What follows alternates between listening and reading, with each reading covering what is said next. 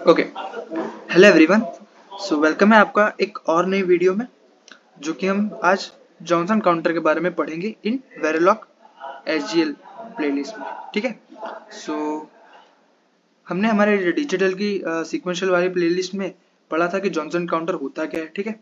उसके बारे में हमने पूरी एक वीडियो में, डेडिकेटेड वीडियो में बात करी है। तो उसकी मैं लिंक आपको डिस्क्रिप्शन में प्रोवाइड कर दूंगा, तो वो आप जाके देख सकते हो।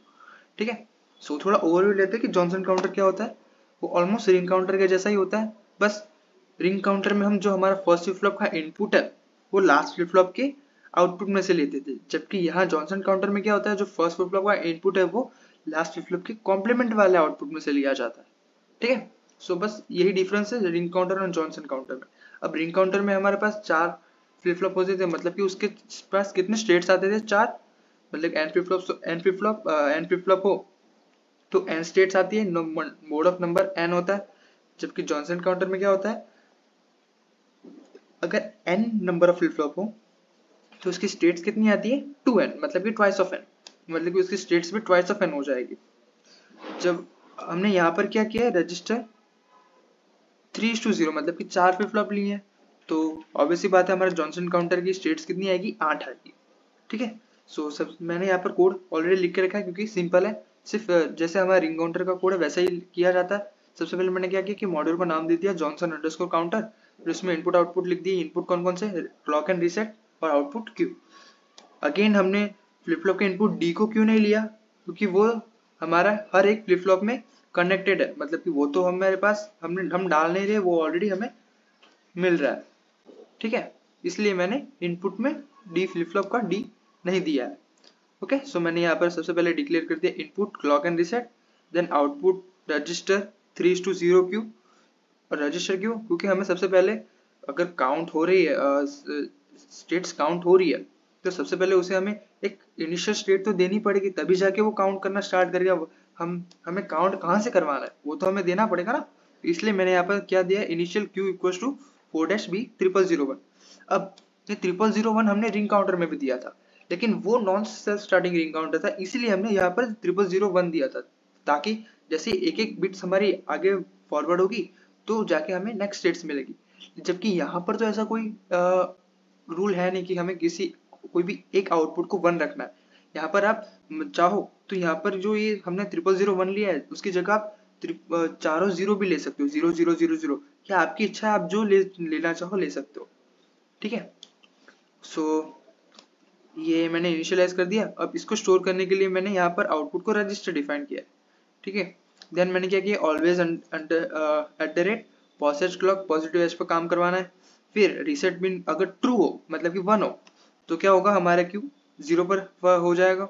सिंपल है। एंड एल्स बिगिन करके मैंने क्या किया, हमारा जो Q3 है, मतलब कि फर्स्ट वाला आउट फ्लिप फ्लॉप का इनपुट कहाँ से आएगा, लास्ट के कॉम्प्लीमेंट वाला आउटपुट में से, जो कि मैंने यहाँ पर लिखा है कॉम्प्लीमेंट ऑफ Q0। ठीक है। बाकी तो सेम ही है, Q2 Q3 के साथ, Q1 Q2 के साथ, एंड Q0 Q1 के साथ कनेक्ट होगा। देन एंड करके एंड मॉड्यूल किया। ठीक है। तो इसको हम रन करें और स्कीमेटिक देखें तो देखते हैं कैसा आता है।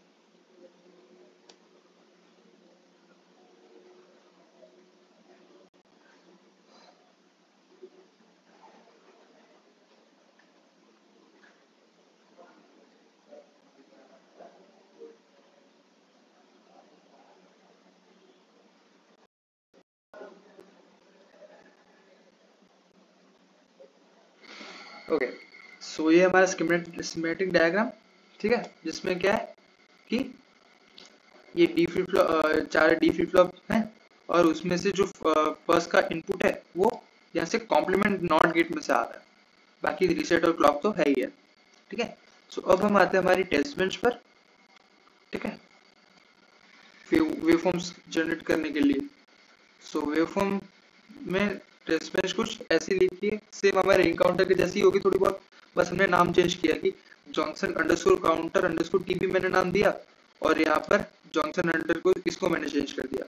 फिर तो बाकी तो clock equal to negative clock #1 time unit के लिए, मतलब कि total time period 2 unit time हो गया। देन इनिशियल बिगिन करके मैंने सबसे पहले क्लॉक को इनिशियलाइज कर दिया कि वो है 0 पर, एंड देन रीसेट भी है 0 पर। देन हैशटैग 30 के बाद रीसेट पिन 1 होगी, मतलब कि 30 टाइम यूनिट के बाद हमारा आउटपुट क्या आना चाहिए, 0000। ओके, सो अब हम इसको रन करें और देखें कि हमारा वेवफॉर्म्स प्रॉपर जनरेट हो रहा है कि नहीं।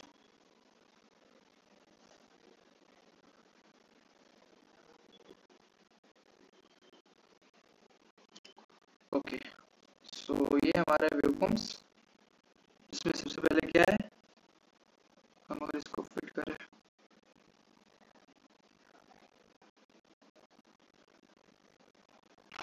ओके, तो सबसे पहले स्टार्टिंग में हमारे पास क्या है 0001 इनिशियल स्टेट। देन जैसे पहले पॉजिटिव एज आई तो क्या हो गया, ये 1 का कॉम्प्लीमेंट 0 हो गया, बाकी शिफ्ट हो गए एक एक एक। फिर यहाँ पर जैसे दूसरी पॉजिटिव एज आई, यहाँ पर क्या हो गया, ये 0 का 1 हो गया और बाकी एक एक शिफ्ट हो गए। फिर वापस एक 1 का कॉम्प्लीमेंट 0 का